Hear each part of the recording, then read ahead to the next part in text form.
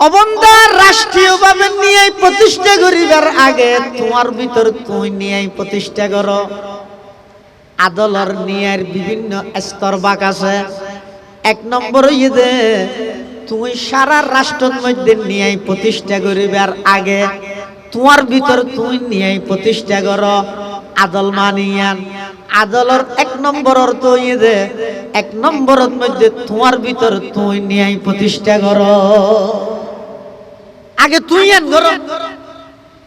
এই আয়াতের মধ্যে আল্লাহ তিনজন জিনিসের নির্দেশ দিয়ে আর তিনজন জিনিসের তো নিষেধ করিয়ে। এই চৌয়ান জিনিস শান্তিময় রাষ্ট্র, শান্তিময় সমাজ, শান্তির পৃথিবী প্রতিষ্ঠা করি বললাই কোরআনের এই ৬ নীতিমালা অনুসরণ করণ ছাড়া কিয়ামত পর্যন্ত স্লোগান দিয়ে তাই শান্তি প্রতিষ্ঠা হইতো না।